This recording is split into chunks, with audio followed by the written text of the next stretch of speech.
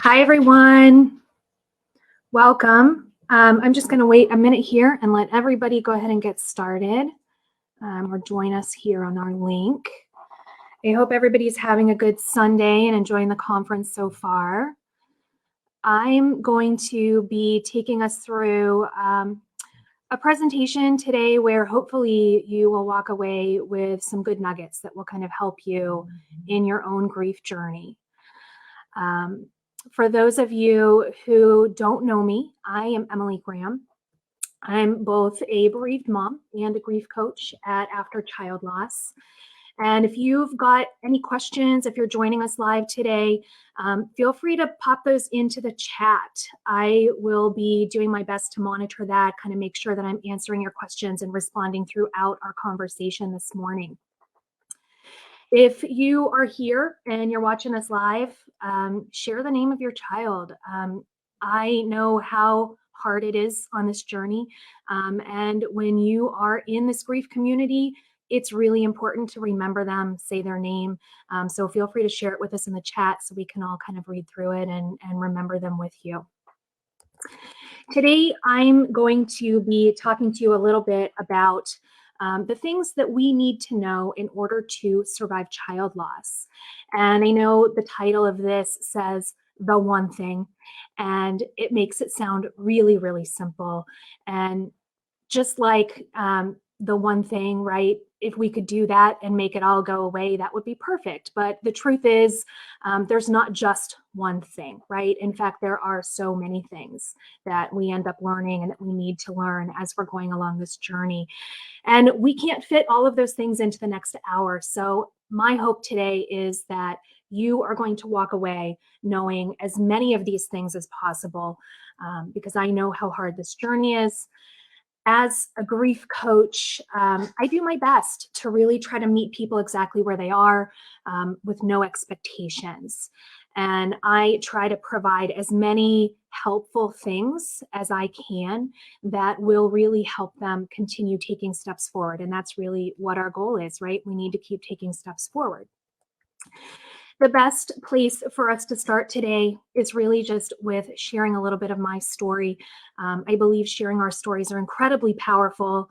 I know that telling my story has really brought way more connection to my life than anything else that I have ever talked about before.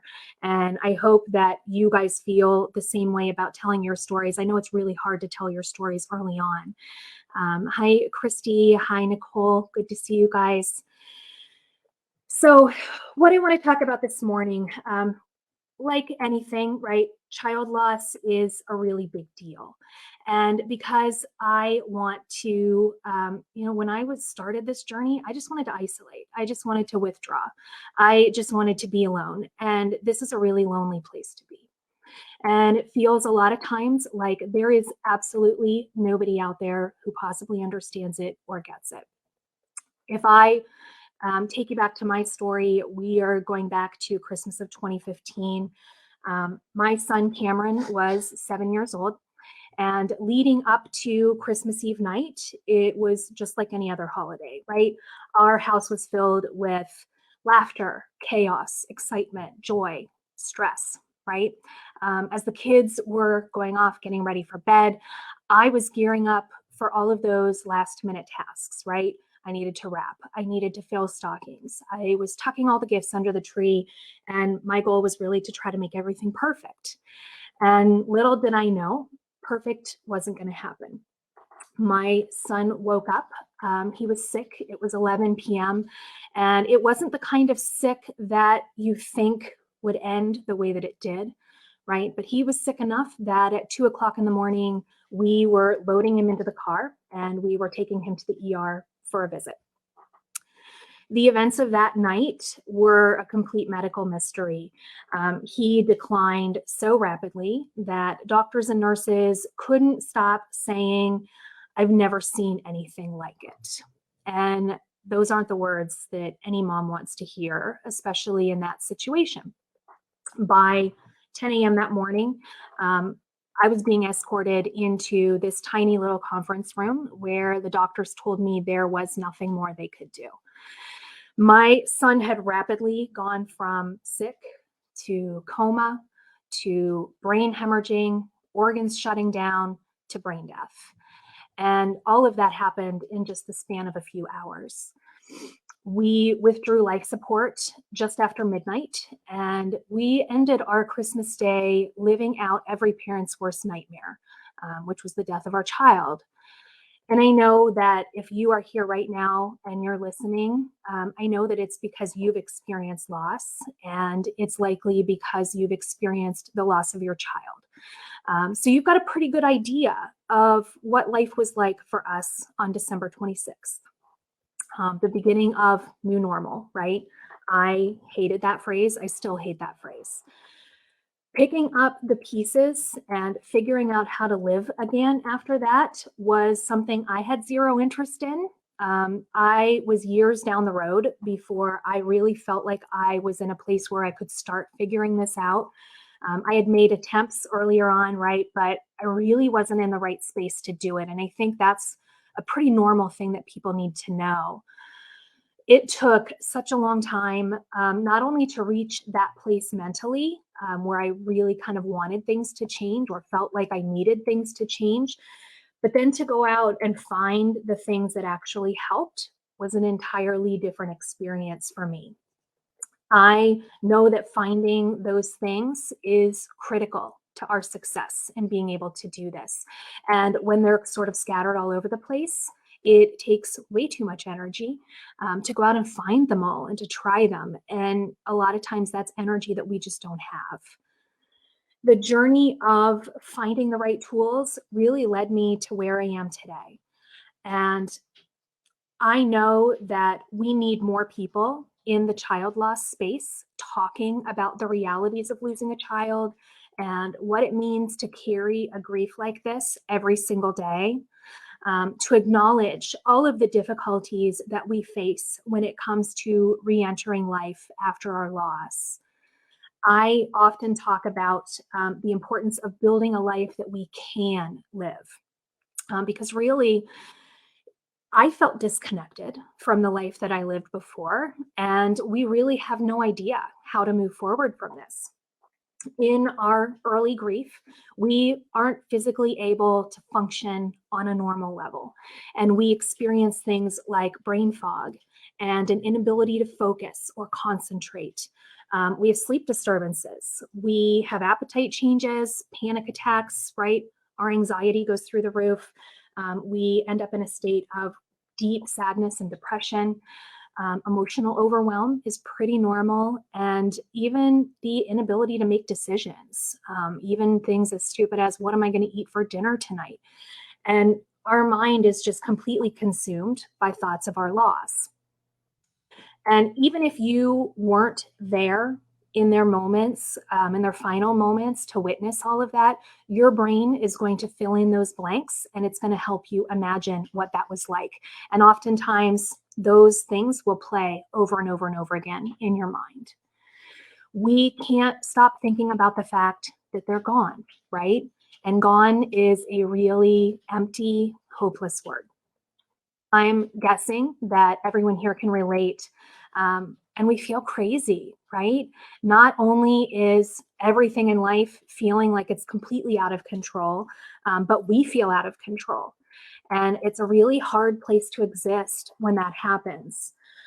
Each parent stays in that space for a unique amount of time, right? There are no stages, there are no timelines. It just is. I'm going to pause here because I want to really call out the fact that this is one of the most important things. Whenever you are, wherever you're at in this journey, I want you to know that it's okay. If it's 6 weeks, if it's 6 years, if it's 20 years, I want you to know that you've done exactly what you need to do to get you to the place that you are today. And whatever that is, whatever you've done, that's okay.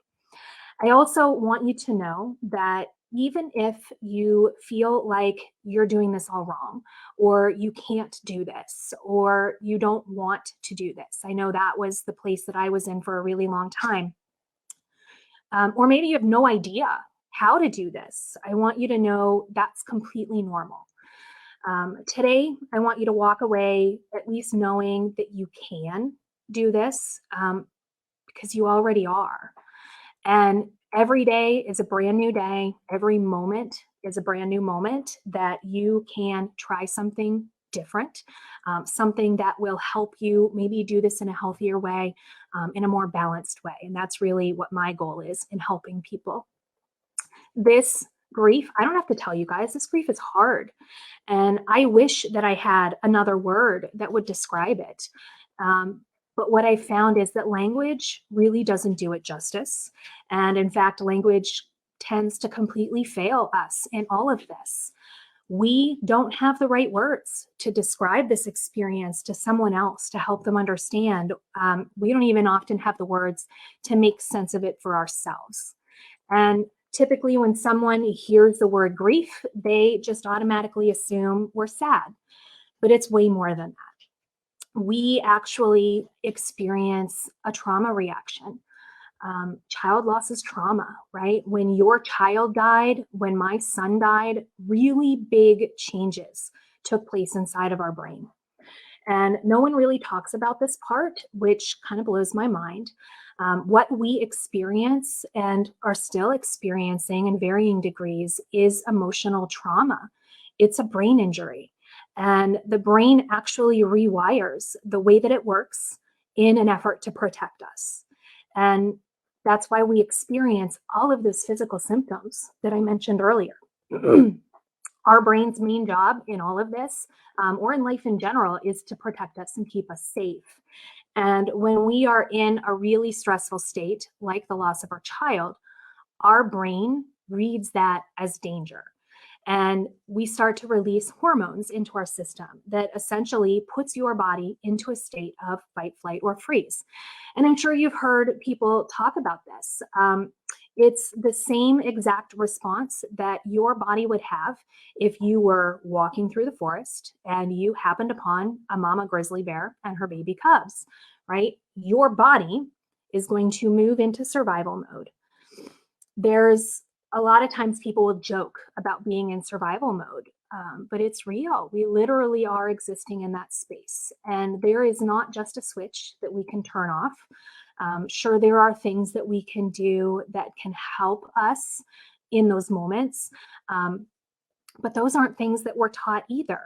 And trauma changes the way that we view the world. It really has a big impact on us.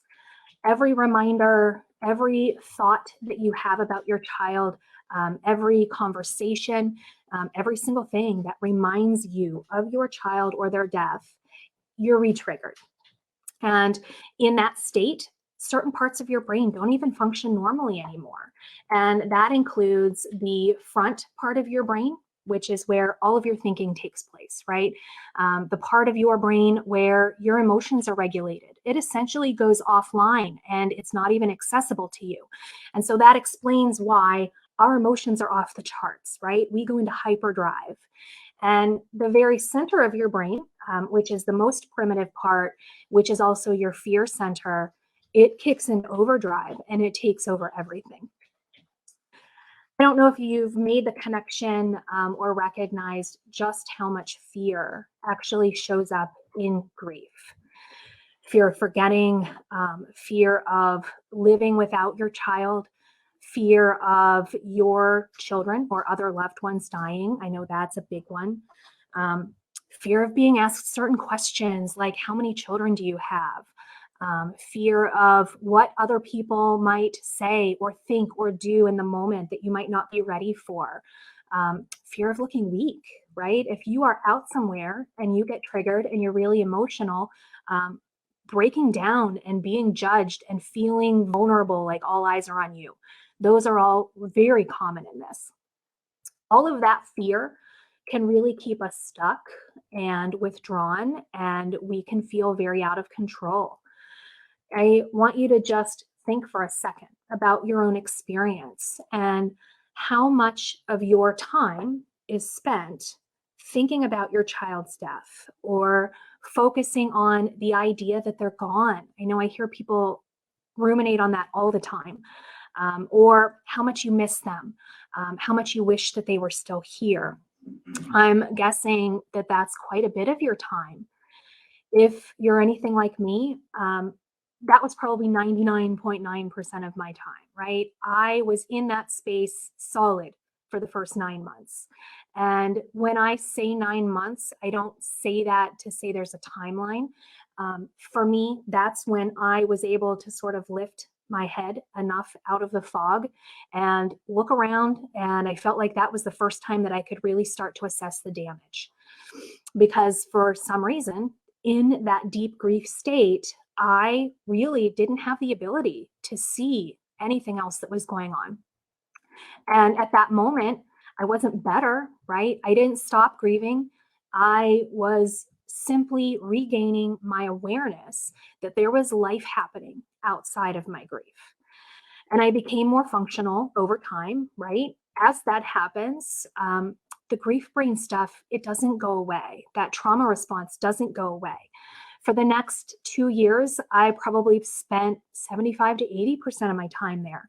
And while that percentage can and does continue to decrease over time, it really feels like our brains never resume their former full function. It does continue to get better, but it doesn't just go back to normal. I often talk about our need to take our power back in this, right? Because so much of our power has been given away. And it isn't time that helps us do this. You have to want things to change. You have to be in a place where you are ready for things to change. And when you get to that place, there's work to do. And that's hard. We don't always have the energy for that. And we don't always know what the work is, right? It requires action. No one tells us that. We're just told to give it time, right? And then we're told to move on, right? But neither of those things are really helpful, and neither of those things are entirely true all on their own. I want to just pause here again for a brief second because I want to call out the fact that the next thing that I'm going to say is one of these really important things I want you to remember. There are things that you can do. There are things out there that will help you and can help you. And you have to want it, right? You have to be ready for it. You have to choose it. And you really have to go out and find what works for you. What I'm about to say often ruffles some feathers, especially for those in deep grief. So just stick with me as I say this. There is choice in this experience. And it does take a lot of time before that choice becomes apparent and we have the ability to access it. So if you don't feel choice yet, if you don't think that that's a possibility for you, that's okay. Just know that it does exist in this and it will open itself up to you when you're ready to access it. It is completely normal to feel like this was forced on you, right? And to see no choices available. But everything we do, everything we don't do, we've chosen it in some way. I don't ever say this as a way to judge you, right? I would never judge somebody else's journey in this. But there is some personal responsibility that we have to take when we're ready to take that. We are the only ones who can do anything about it. And this precise moment that we are in right now, it's a culmination of every single choice that we've made throughout our life, choices and non choices, right? Sometimes we choose things because we want to. We know that it will help us. We feel good about it. And then sometimes we choose things inadvertently, which often looks more like not choosing it. And because we didn't have the ability or we didn't have the energy, maybe we didn't have the interest. And all of those reasons, again, they're okay, but recognize that it's still a choice to sort of lean into that and just sort of let things happen as they happen. As you move deeper into your grief journey and you get to the place where you can sort of lift your head out of the fog and take a look around and assess your damage, you will likely recognize that choice does show up, right? And you are able to reach a place where you can access it. We can't change this, right? We can't go back and change the outcome. There is absolutely nothing that we can do to bring our children back. We can't fix this, right? Grief is not something that can be fixed. But you do get to decide what comes next and how you respond and how you react in this moment. You are the only one that determines your quality of life going forward. So the question I'm often asked is, does this get easier? When does this get easier, right? That's the age-old question that everybody wants to know. And my response is not the same as what you're going to see in a typical grief community. My response is that yes, it can get easier if you want it to, and when you're ready for it. We don't stop grieving. We never stop grieving, but we can reach a place where that grief that we carry, it's not all consuming, right? It doesn't take over and hijack every single thing in our life. We can get to a place where we can carry this a little bit easier, and it doesn't feel as heavy as it does early on. So know that it changes and it evolves. It is okay if you're not ready. And you're going to hear me say this a lot during this presentation. Yet is a really important word. And train yourself to recognize that things do evolve and change, or they can over time. Just because something doesn't work for you today, just because it doesn't resonate with you today, does not mean that it won't help you later, or that it won't work for you later. I have a lot of people who tell me that the things that they do today that really provide the greatest sense of comfort and help them the most are things that if somebody had given it to them early on, they would have completely written it off. It would not have been something that they would have even tried, let alone would it have worked for them. So go find the things, keep looking, keep learning, keep an open mind. You never know when something will create even the smallest shift for you. While it might not seem like much, those things add up and they become really big shifts.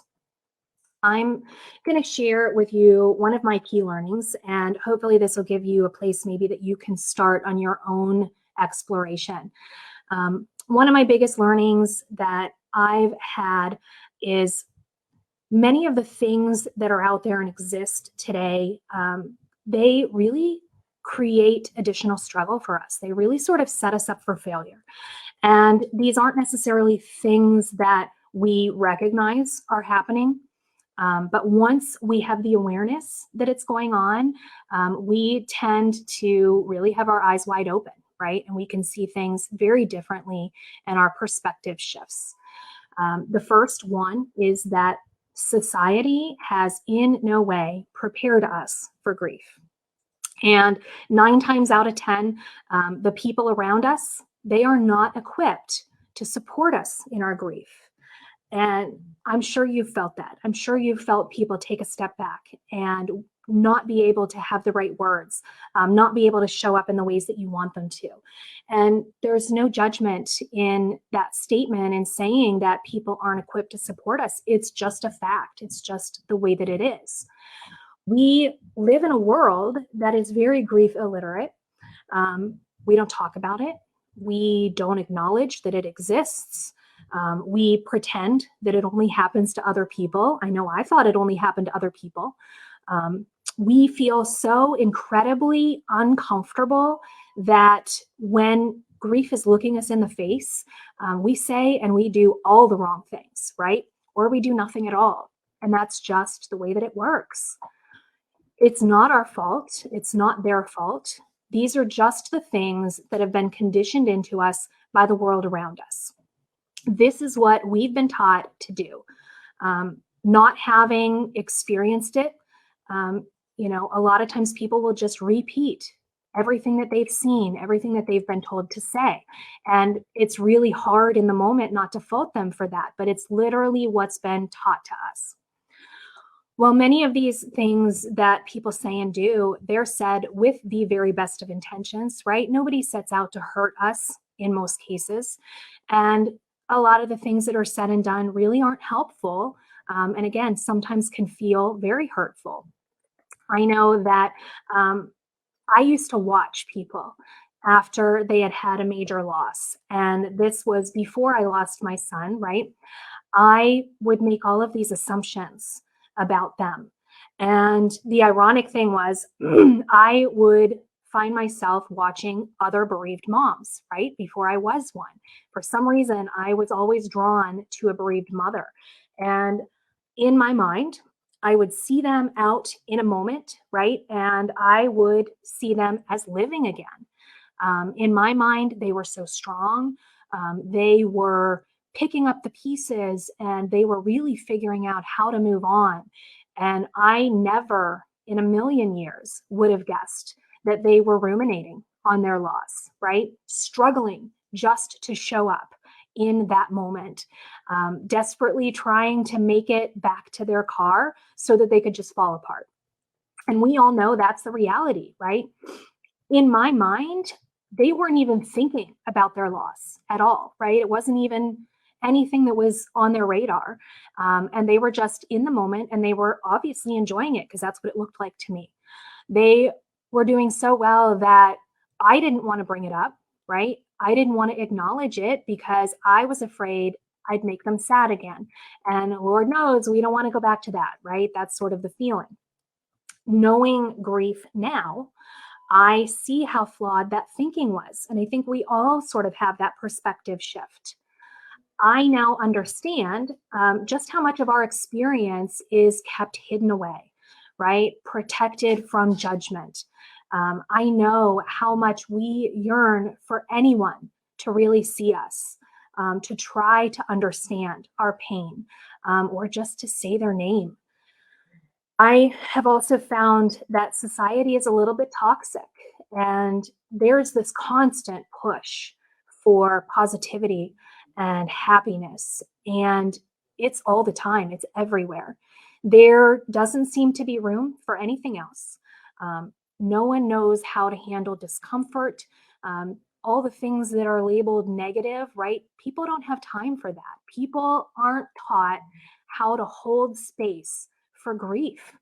The messages that we get over and over again, whether they're intentional or not, is that you aren't happy and positive, so there's something wrong with you. And I want you to know that's false. Every emotion that you feel in this experience is valid.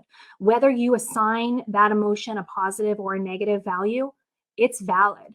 And there's nothing wrong with you. You are simply grieving, and you're grieving probably the worst loss that you possibly can. Yet, all the messages that we get, everything that's sort of projected our way, we interpret it and it feels like an attempt at somebody to fix us, right? Everyone has their idea of what we need, what we should or shouldn't do, what they think this should look like, or how we must feel. And I want you to know that should is a really bad word. If somebody has not told you this yet, every time that you hear the word should, whether it's somebody else or whether it's you using it, I want you to immediately put up a stop sign. It's a red flag. That word should tells us that that statement that we're hearing or that we're saying is someone else's expectation of us. Sometimes it's an expectation we're placing on ourselves that, again, we've been conditioned to think is the way that things should be.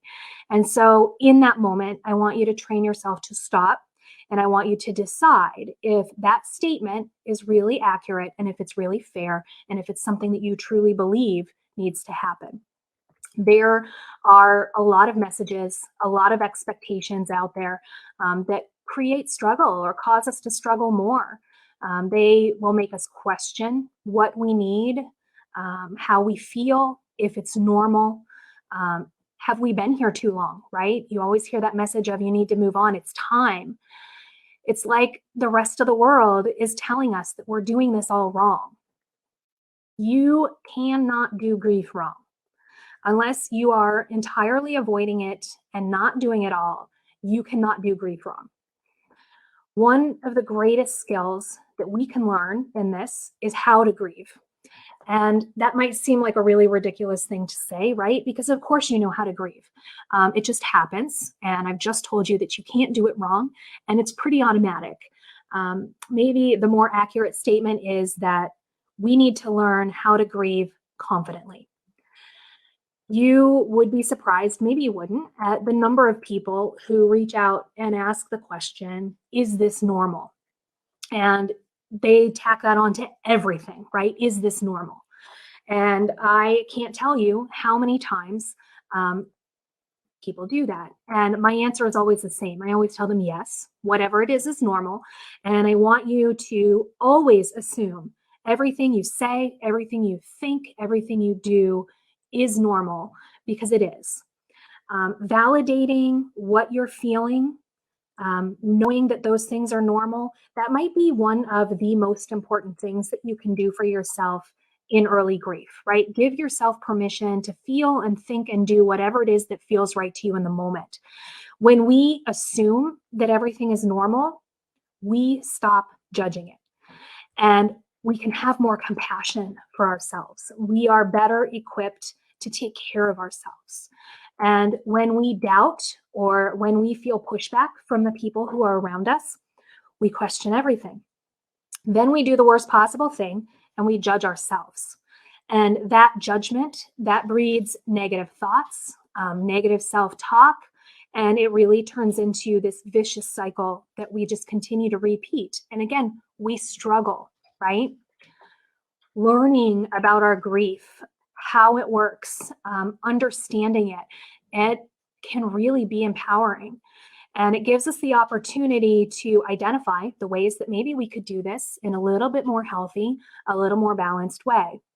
And that can really be a game changer for people. While you're out there learning about your grief, I would also challenge you to expand your definition of self-care. Self-care is critical. I'm sure you've heard people say this. Self-care is self-love in its most basic form. And I know how hard it is to love yourself. I honestly question if I ever really loved myself before. And it's taken me years to get to a place where I can love myself now.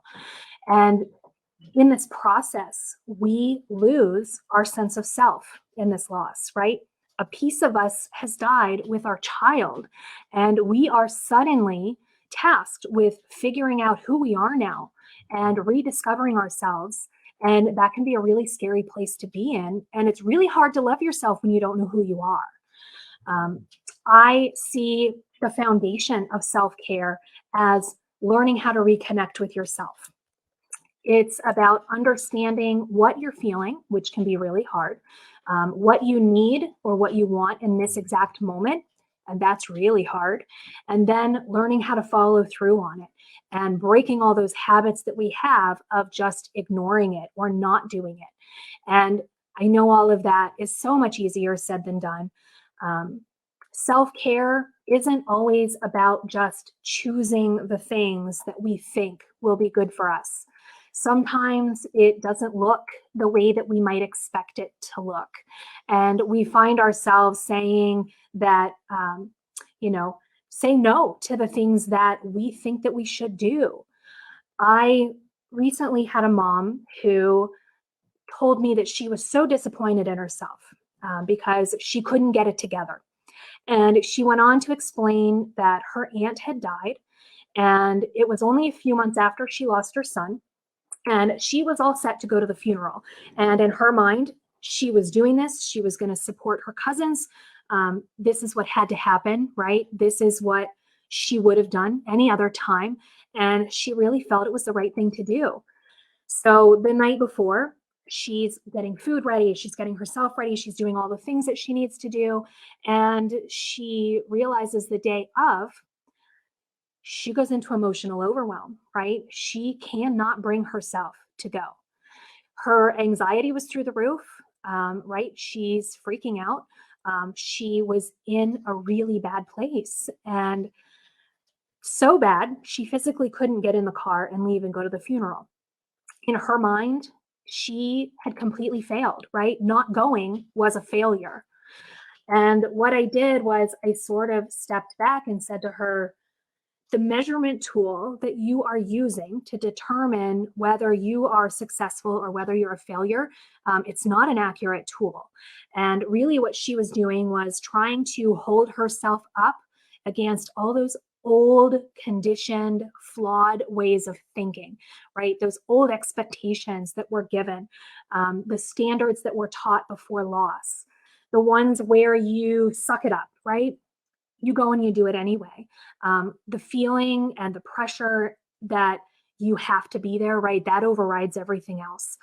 It's what everybody expects you to do. And so you put a smile on your face and you go out and you do it, even if you're not happy about it. You say you're fine when you're not fine, right? These are all things that we have been conditioned to do. You do these things, even if you're not in a place where you mentally have the ability to do them. Your feelings don't matter, right? They should just be shoved aside for the afternoon. And that's essentially what we've been taught to do. If you think about it, there's some really toxic stuff in there. And that is all stuff that society reinforces and that we reinforce for ourselves until we have that awareness and we can kind of break that cycle. Instead, what I did was I reframed it to her. I explained to her that I saw her decision to stay home and not attend the funeral as a brave act of self care. And her loss was still so fresh, and forcing herself into a funeral, into that situation only months after burying her son, that was obviously bringing up a lot of trauma for her. And it makes sense. Of course, it would bring up trauma, right? And so for her, I wanted her to recognize that that was traumatic and everything she was experiencing completely made sense. I also explained to her that there are things that she could do, right, that would help them, that would support them long after the funeral. We all know everybody disappears, right? We need to know that we can show up for people in different ways. And being the person who shows up weeks or months down the road is way more helpful to somebody than being there at the actual event. I also explained to her that the self-care that's required when you lose a child, it isn't what we think of as self-care, right? We used to think of self-care as a trip to the spa, getting our nails done, right? A girl's trip for the weekend, a hot shower, right? We need to recognize that self-care in grief is so much bigger than that. And we need to know we aren't in the right headspace to do some of these things, right? So, not doing them is typically the right decision for us in the moment, even if we feel pressured to, even if we feel like we're making the wrong decision. It's about having the ability to recognize that this is going to do more harm than good, right? And we need to have compassion for ourselves and give ourselves grace that it's okay to say no. Um, Self care and saying no, right, to all of these things that you feel like you should do. These are all the things that we don't have energy for right now. Sometimes it's people, sometimes it's places, sometimes it's experiences, and eliminating sources of drama, stress in our lives, making it easier for us to show up in life. That's really what we need to focus on. It's about setting up boundaries, right? It's about protecting our energy, protecting our headspace. We need to make sure that we are in a place that we can handle all of the things that life throws at us. And life keeps sending stuff our way, right? It's not just the loss of our child. You have everything else that's coming at you as well. And we all know that it does not take much for us to reach a state where we are really flustered, we're overwhelmed. And the things that we used to be able to handle that we never gave a second thought to, those are things now that can literally bring us to our knees. So by saying yes to these things, we're actually betraying our own needs and placing everybody else's needs and well-being ahead of our own. Um, while the choice may feel selfish, self-care isn't selfish. And you can't help others if you are depleted of all of your resources. You are of no use to anyone else when you are in a really overwhelmed state. I'm sure you know the saying, we can't pour from an empty cup. And you really have to learn how to make yourself that priority and make that okay. We've been conditioned all of our lives to betray our own needs and to shrink ourselves to make other people happy. And it's a really toxic skill that we need to unlearn. I've found this journey is all about unlearning those toxic things, right? All those unhelpful beliefs that I carried, figuring out how to release all of those expectations, the pressures that we feel, the guilt, the shame, right? Because we've been through enough. I have a saying that I always reference, and I'm sure that you've heard people say, there's no I in team. I like to say there is an I in grief, and that I is right at the very center. And that means that grief is all about you. You are the only thing that is important, and putting yourself first is the only thing that will help you pull yourself out of the depths and really figure out how to do this. For me, it became about the people living inside my home, right? My husband, my two daughters, we became the most important thing. And in almost all cases, I didn't have the energy for anything else for a really long time. You have to learn how to discern when you give and how much of yourself you're willing to give, and then be okay creating that boundary and just saying no. You are likely going to feel pushback. You're going to feel pressure from people around you, especially as you start showing up different in life, not the way that people expect you to show up. And sometimes that pressure is real, and sometimes that pressure is all in our head. Remember that you've been through the most traumatic thing, and it's life-changing. And I know that it sounds really crazy, but I had to remind myself of that a lot. I had to constantly validate in my head the reality. And I wasn't always good at doing that.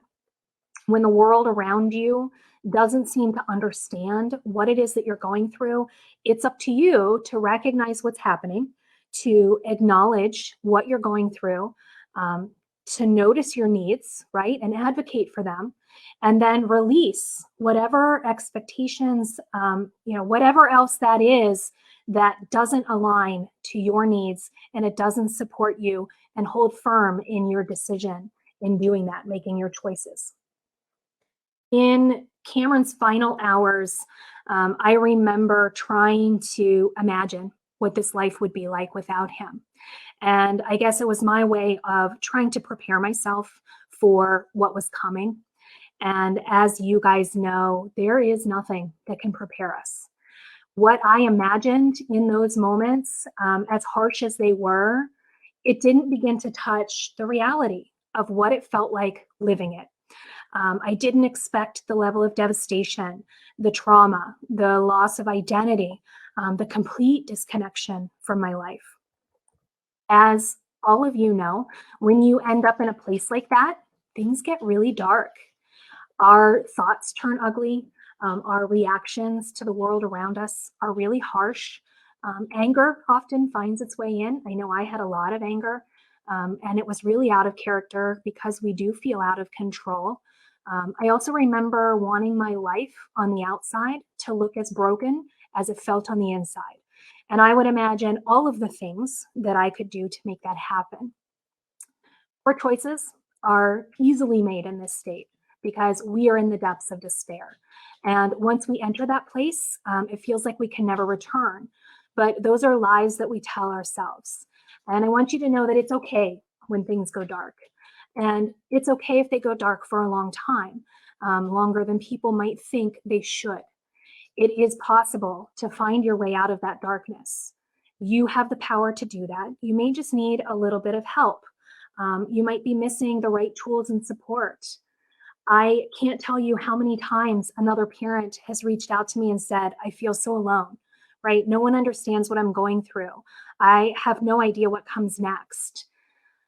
I get it. And you know what? When somebody else gets it, that's a beautiful thing. It can really change everything.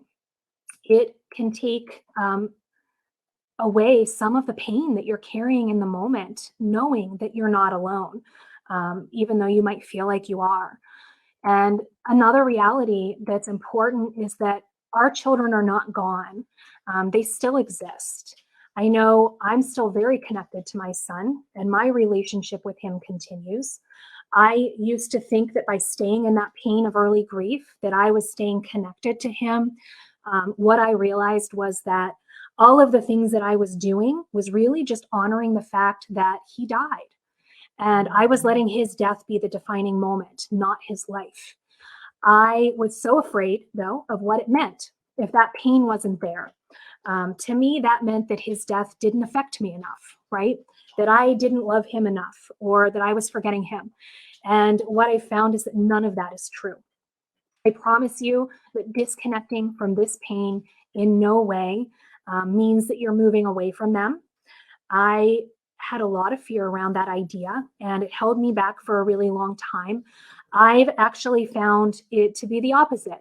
By releasing some of the painful parts and getting rid of or healing what I could, I was better equipped to reconnect with my son in another way. And by doing that, I was learning how to honor his life. In order to make those changes to reach that place, I had to turn everything on its side. I had to find a new way of doing this grief. And for a long time, I played the game of fake it till you make it, right?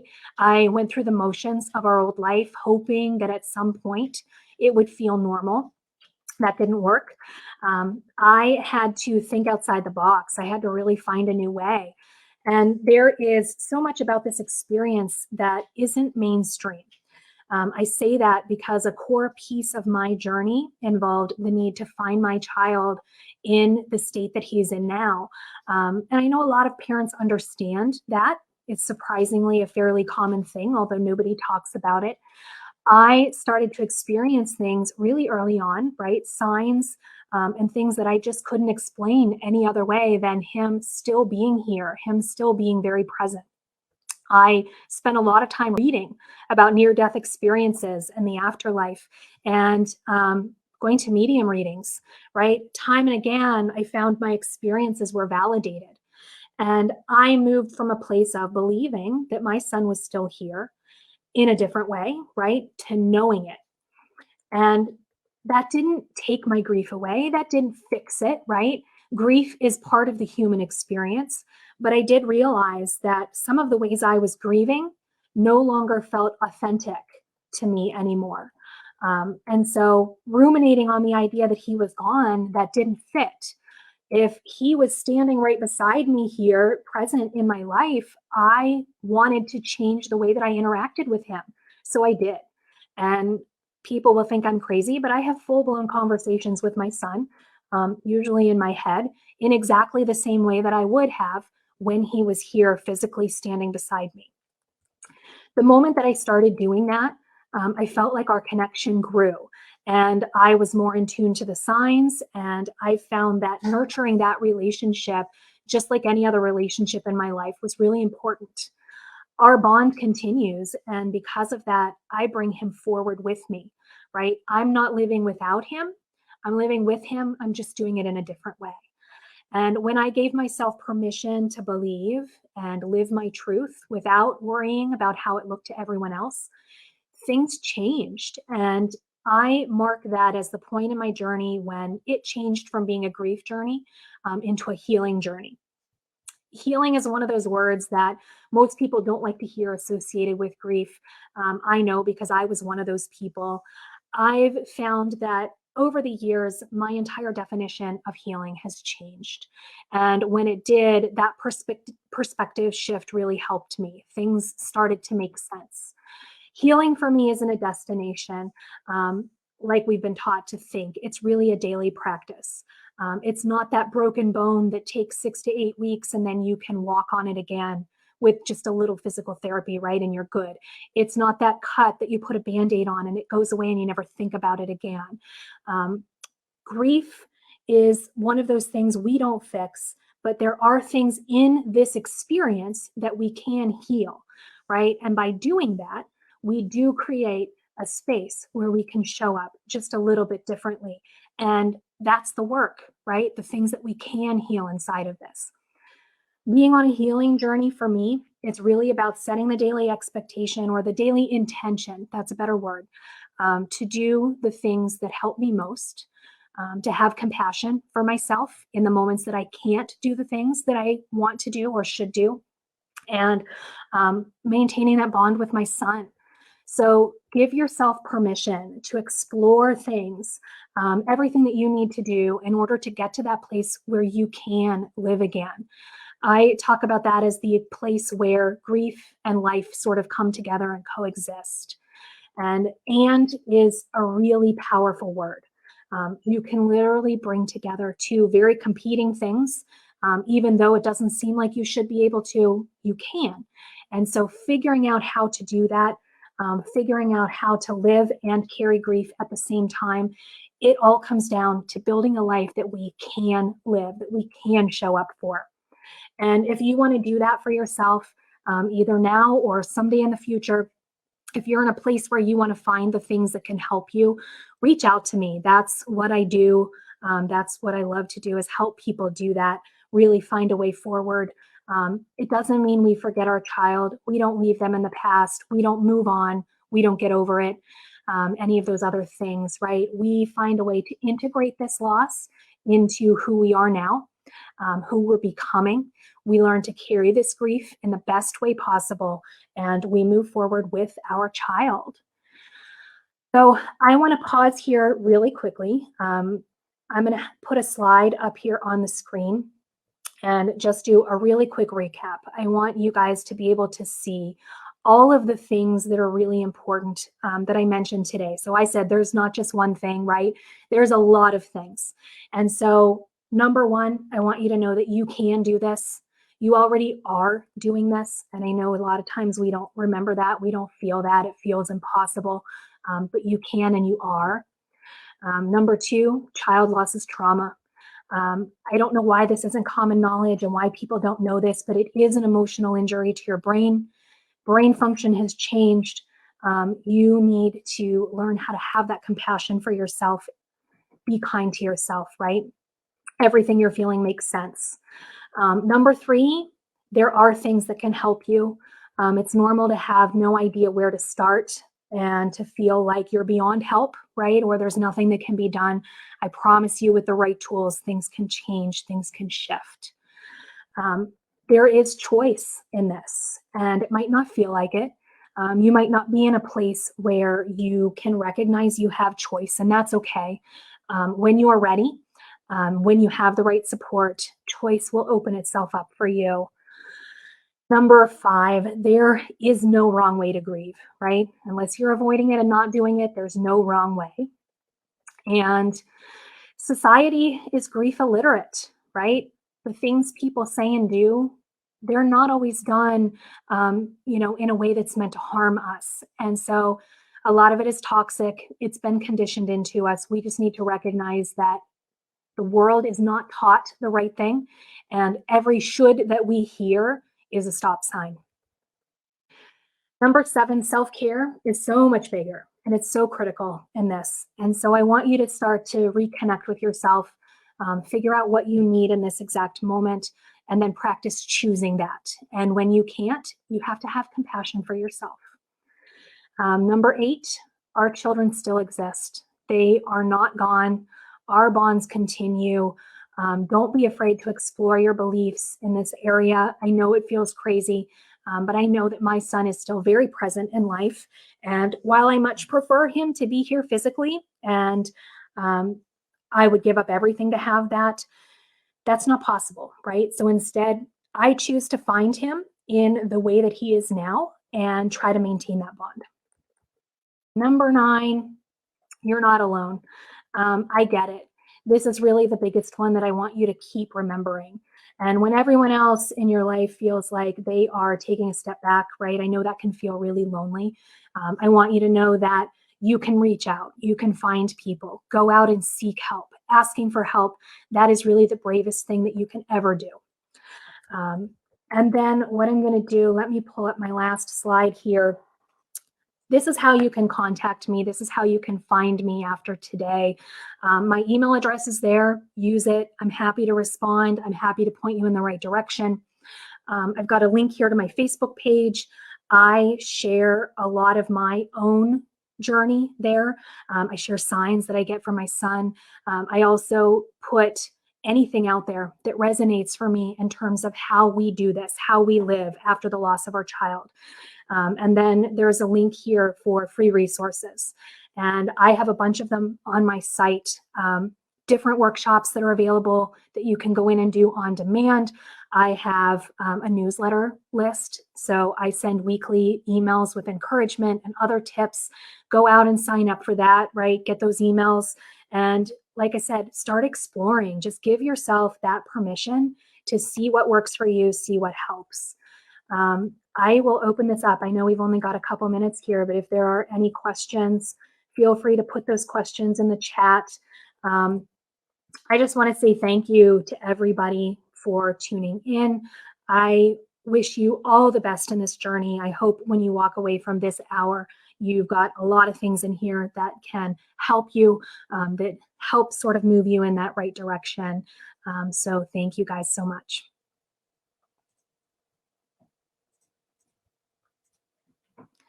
I actually, before I leave, I do want to mention I'm doing a workshop over on the workshop channel. So if you guys go back to the Facebook page where you're watching this from, or the YouTube page, whatever you're on, you can click over to the workshop channel. I will be doing one called My Child Died, Now What? So come over there and join me if you'd like. Otherwise, thank you guys.